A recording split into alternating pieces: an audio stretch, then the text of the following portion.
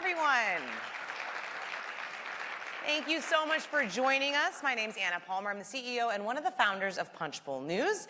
We are thrilled to be having this pop-up conversation with Senator Shelley Capito. We are going to be talking with the West Virginia Republican about all things news of the day, no shortage of that, as well as a focus on federal funding for medical research and cures across diseases and conditions, including Alzheimer's, what happened in the funding package, what's going forward, NIH, and all that good stuff. A big thank you to United for Cures for partnering with us on this event.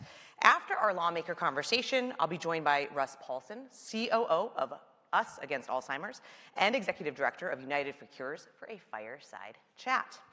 As always, you can find Punchbowl News on all social media at Punchbowl News, and we encourage you to share this conversation and get the word out about the important conversations we are going to have. And with that, I'd like to welcome Senator Shelley Capito to the stage.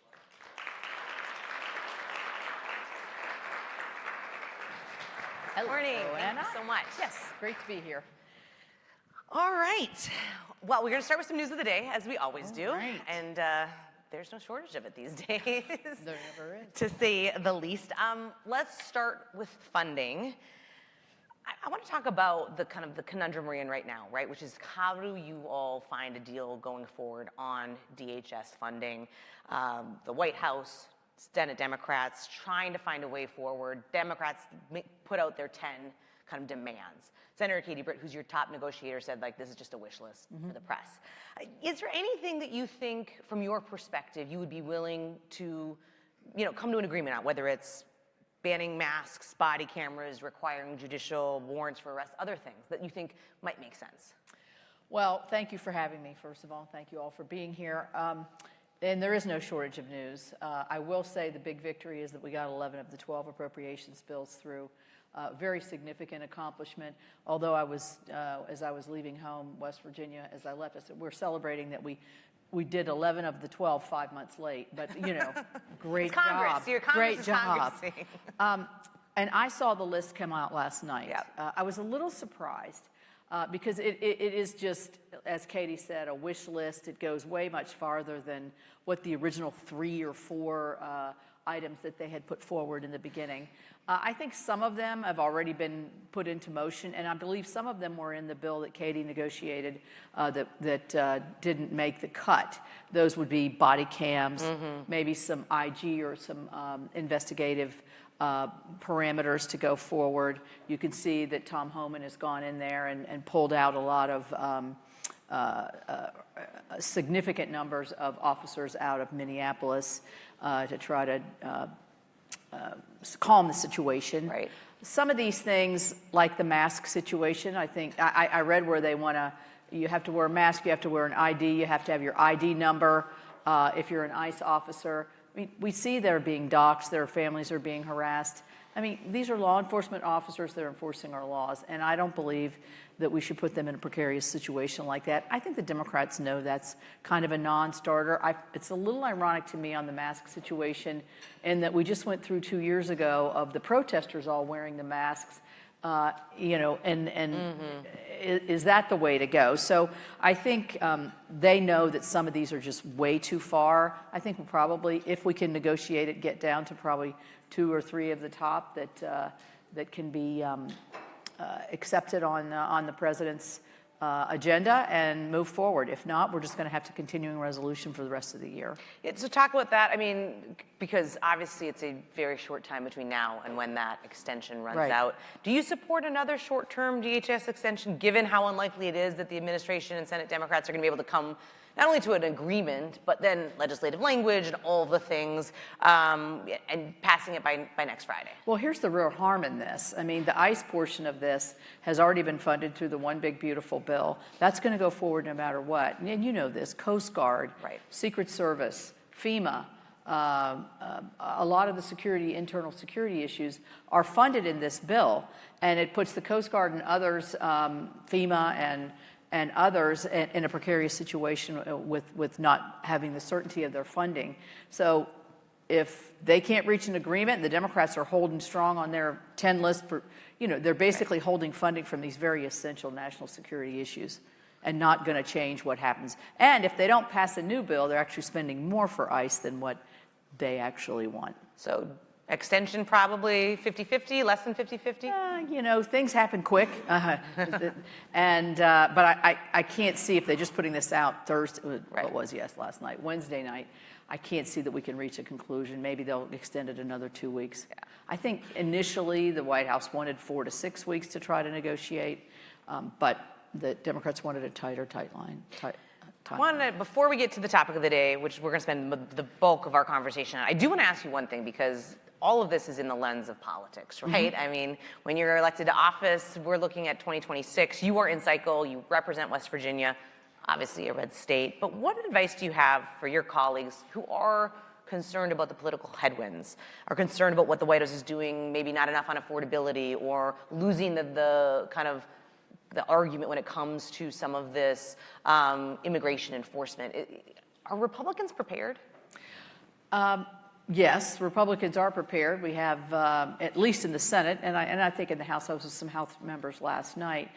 I do think the affordability issue is the key. I mean, it always is with the bulk of the voter.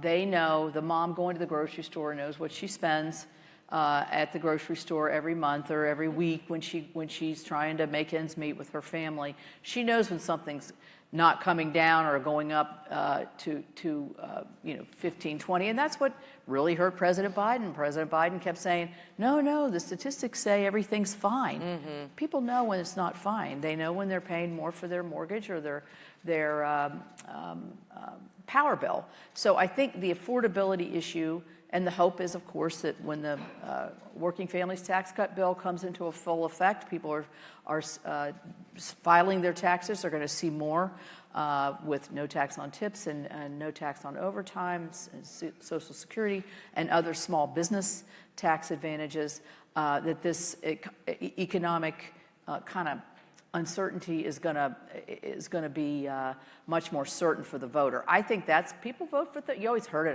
100 times. They vote with their pocketbook. Yeah. And they want to know who they think is going to protect their pocketbook the most.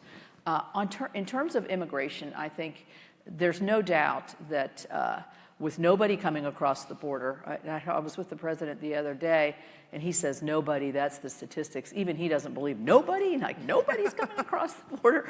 But you know how he does that little thing. And, but obviously not hundreds of thousands and millions coming across the border. I think that issue is still very solid for Republicans.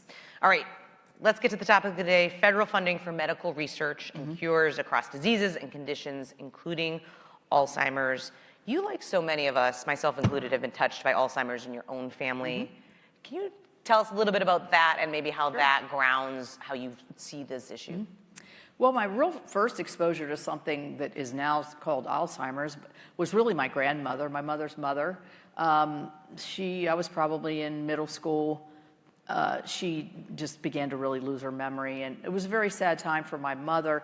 Back then, it was called hardening of the arteries, and she was in a nursing home for 7 years, and just lost her. But I just thought, well, that's kind of the way it goes. Really think about it. Well, lo and behold, here comes my mother. Same thing. And she knew it.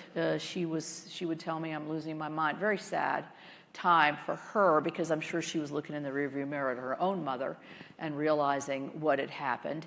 And so she kind of went on the slow burn. Then all of a sudden, and my dad was her caretaker, then all of a sudden my dad went down.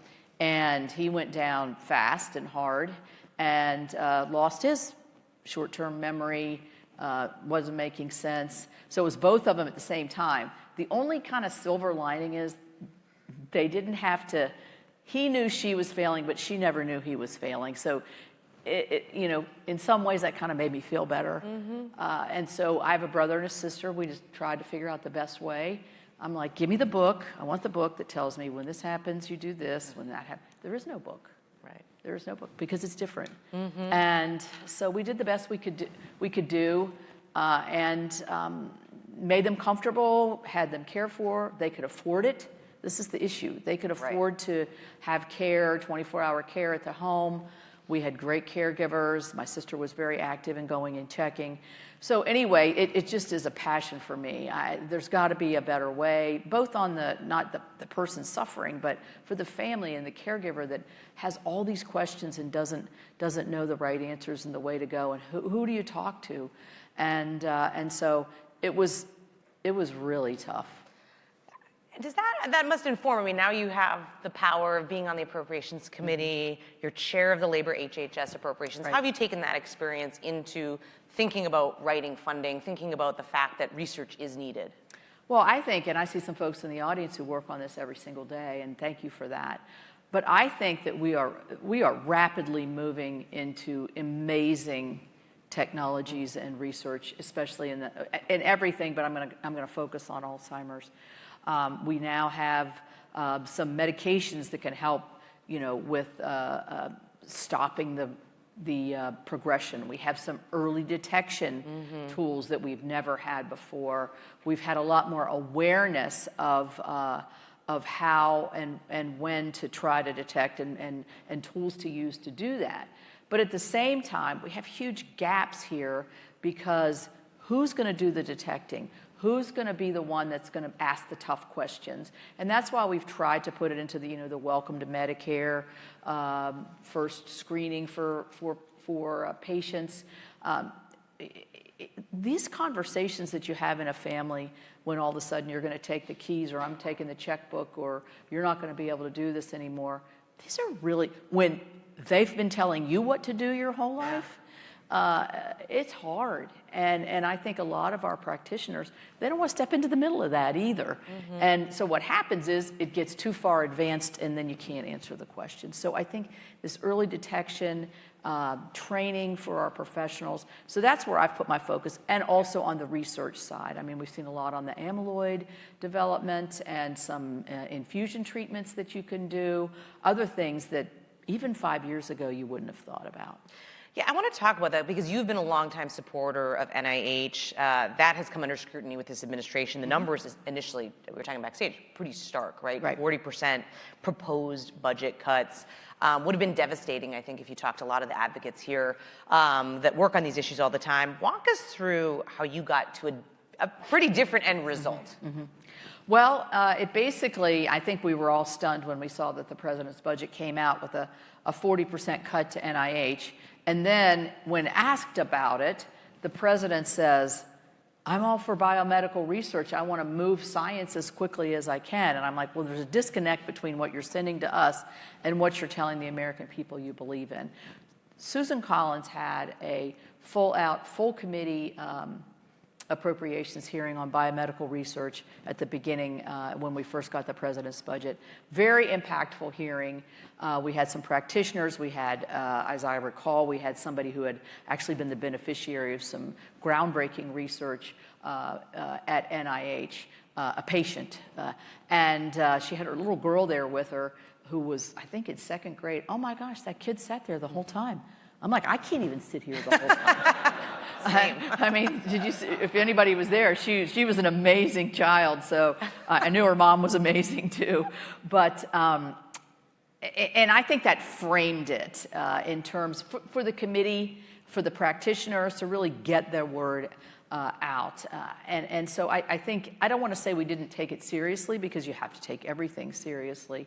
And we just worked and worked. So the initial thought that we had is if we could just stay even, if we could just stay even, this would be a victory. And there are some tangential, more complicated issues that we're running into this. Indirect costs, forward funding. These are more technical kinds of issues, but they really impact the funding at NIH. And I said, I'm just not going to stand here and let us stand still. Because you hear things about practitioners going or researchers going over to Europe. We're losing our brain power. Our younger researchers can't come in. I see what we're doing at the Neurological Institute at WVU with Dr. Razai, the young researcher that has to be there to learn, to be in the pathway, to be the success of the future. We can't allow this to happen. And so we were able to get, on the Senate side, $400 million more, in funding, which was, I thought, a major victory. But in the end, we got $415 million more in research for NIH. Now, do I think there should be changes in reform and efficiencies at NIH? I would say absolutely. It's a typical large government entity that you can't really move very well. A lot of people have been there a long time. And so you see Dr. Bhattacharya trying to make, he's an NIH researcher himself. And so trying to make some of the changes. But change is hard at those levels. But I'm just, and then all the upheaval of what's going to get canceled and what's going to not. I think a lot of that has settled down. But the funding portion we got because we just weren't going to let it happen.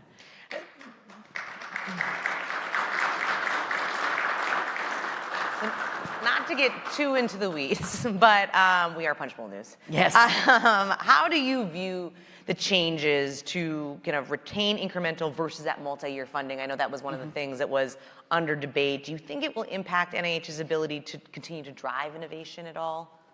Well, I think that I learned in the process that I'm not always right on my initial diagnosis of what I think this does, because the FORA funding piece, to me, it sounded like, well, that actually might be a good idea for a researcher to actually get their money all up front and then be able to plan. Maybe that would accelerate the time that you could do it if you had all your money in front of you instead of taking 5 years.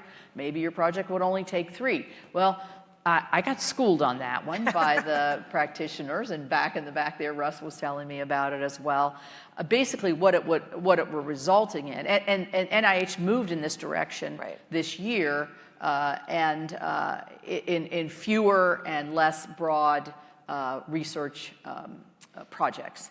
And so while I believe that there's probably some research projects that we could eliminate at NIH, I'm not saying thousands and thousands. I mean, you can look at anything and make better decisions and better changes. I came to realize that this really would upend our ability to start new research projects, for the young researcher to get involved. So I kind of backed off of that issue. You mentioned West Virginia, some of the kind of the pipeline of talent. I want to talk about that. How do these kind of, obviously, national policies impact what local communities in your state are experiencing? Talk about the research kind of movement within West Virginia and what you're seeing at some of maybe schools that you don't typically think of as the bastion of research in this country. Well, I do think, and I've heard Dr. Bhattacharya talk about this, I do think this is an issue that a lot, and I wish I had the basic statistics, but it's way up, 80% of the research dollars are only going to a very few states, and a lot of it's to the same institutions all the time, and you all know exactly which ones they are. I mean, Johns Hopkins, Harvard, Stanford, University of Alabama, Birmingham, and they've been concentrated in these areas. Well, we have a great wealth of talent where I live in Middle America, all across the nation, and so I've really been trying to bring and help West Virginia University, Marshall University. So if you look at something like addiction, our state has the highest amount of overdoses we have the highest amount of deaths from overdoses of any state per capita in any state in the union. It's not something we're proud of, but it's a fact. So if we're going to solve these problems, let's go where the problem is.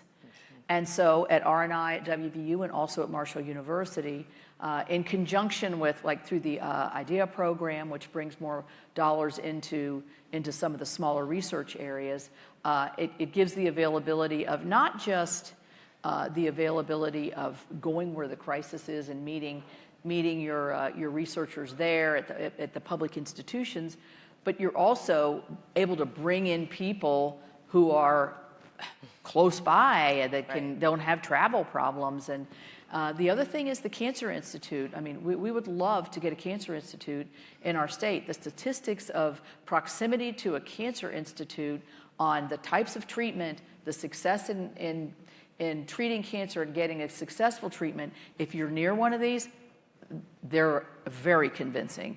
And so we're working on that. Rural America has the access is still a big problem. For sure. And so I've worked on that as well. I want to talk about two things before we let you go. Our time is quickly wrapping up, but I want you mentioned we're getting these bills done 5 months late. Right, well, they're done. But they're done. September 30th is going to be around the corner. What is next when it comes to this issue? What do you need, or do you think your colleagues need in order to make sure that the funding stays the same, or maybe there might be a need for more increases? Well, I think the good work that's done at NIH speaks for itself. And a lot of times it's an education process with our offices and with us as practitioners. I'm steeped into this deeply, but a lot of my members and other members are just not. It's not a focus of them. It's not their committee. It's not a passion. But everybody's touched by it. And this, I think, is something that we need to keep reinforcing. And so I think, I don't want to cede our medical research and our biomedical superiority in being able to unlock the answers to any other country. And to us, and to me, then that becomes a national security issue. So it really spans the globe in terms of where you're concerned. So we're just going to keep pounding the drum and making sure that NIH is moving forward with reforms. There are reforms that need to occur. The indirect cost is something that's very complicated but needs to be reformed, but in a sensible way that makes sense. So I want to leave on that note, which is what you just kind of touched on, the idea that the U.S. has been a leader in medical research. How important is that? Do you think that that is something that this administration shares? Are you talking to them about the need for that, especially when it comes to maybe national security or just kind of U.S. superiority as we think about the role in the world?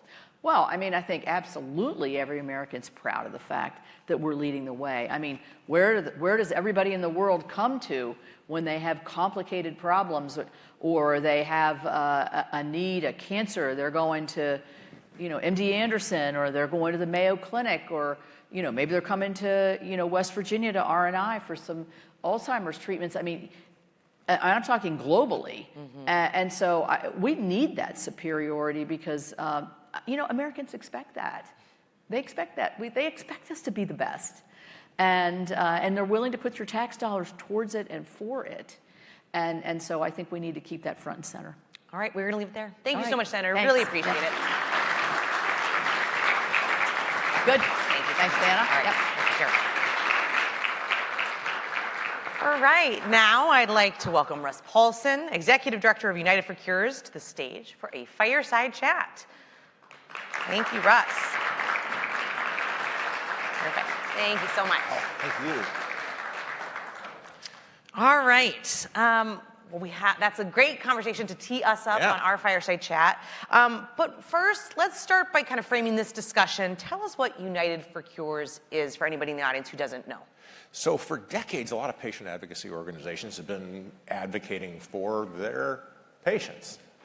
But we typically have done it individually. And we came together about a year ago and said, we think we might be stronger if we did this together.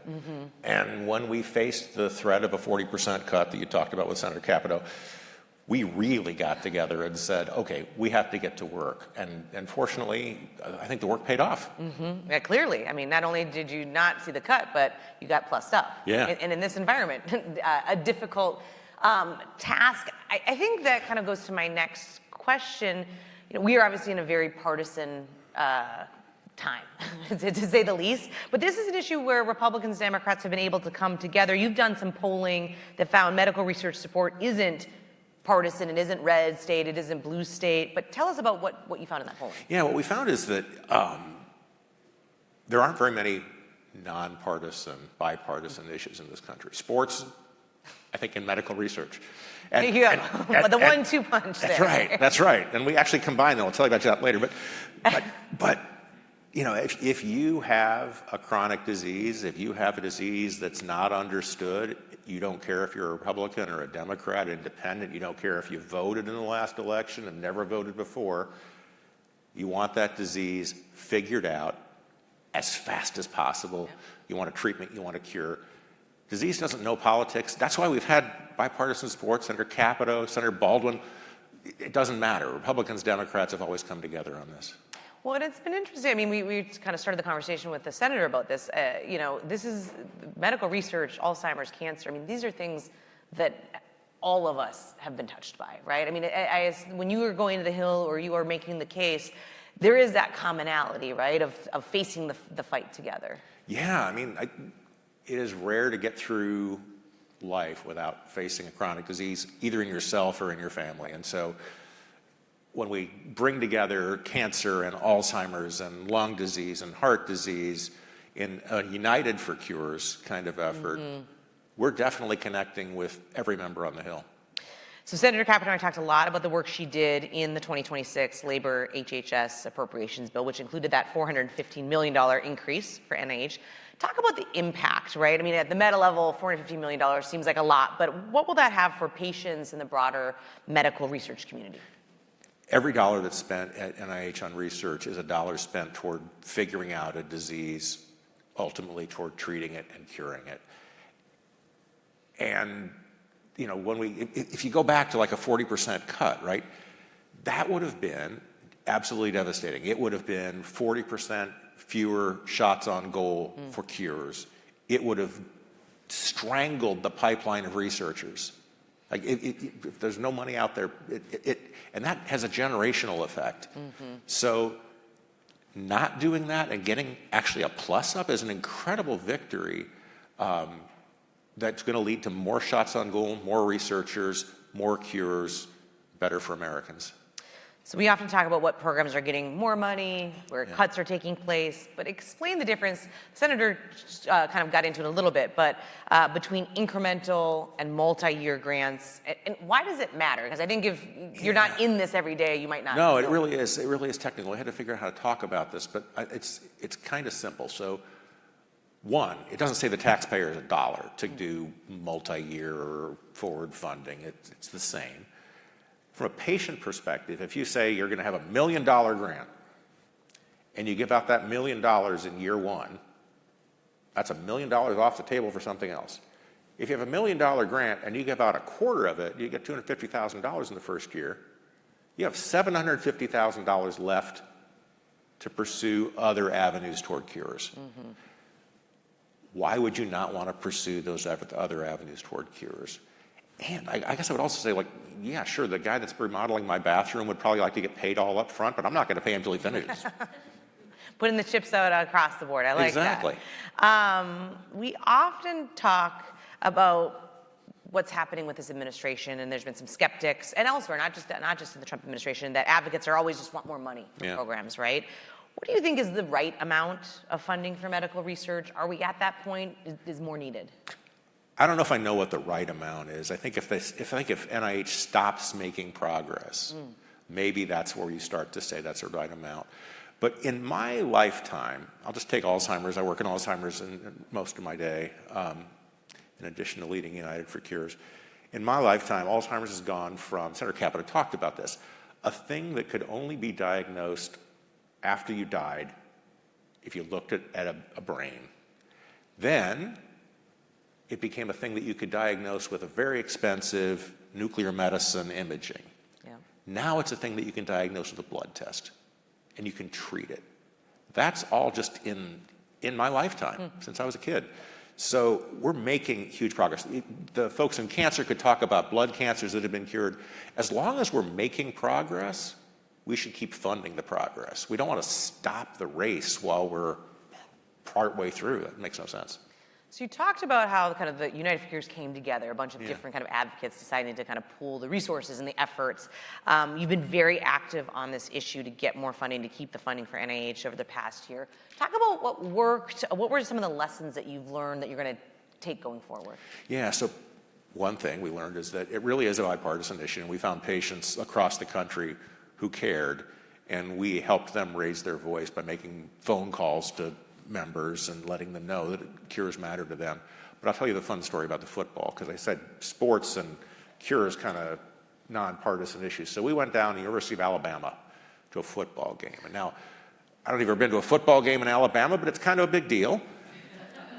It's a little different than North Dakota. Not quite as big of a deal, but yes. Yeah, I went to a Division III school. We didn't have football. Exactly. But they're there for the football, right? Yeah. I mean, they're not there to talk to cures. But we put up a little tent, a little United for Cures sign. We had these placards that people could fill out. And we also had a little recording studio. And we ran out of space for the placards. We thought that when people would fill out a placard, you know, I care about a cure for this because of so-and-so, we put them up on some walls. So we had these walls set up. We ran out of wall space. And then we started putting them up all over the tent. We started running out of tent space. And there was a line for the people going into the recording booth to talk about why cures matter. These are people in Alabama here for a football game, and they wanted to talk about cures. So what do you do next? How do you use that in terms of kind of, you know, it's going to be September 30th before we know it, right? I mean, you want to take the victory and say, all right, the funding's there, but what are you kind of forward looking? What's your ask to the crowd here today? Cures is a bipartisan issue. I think that we reminded everybody in Congress of that. I think Senator Capito doesn't need any reminding. But what she mentioned is that she does need help down dais. She needs help with her colleagues. And so we will continue to remind her colleagues who don't work in this issue every day just how bipartisan Cures is. We'll keep raising our voices. Maybe we'll go to another football game. I don't know. It was fun. And we'll find other ways to just keep reminding people. Once you explain it, people get on board. All right, we are almost out of time, but before I let you go, we have the live stream going. We've got a lot of folks here, standing room only, to talk about this issue, clearly very interested. What's the one thing you hope people take away from this conversation?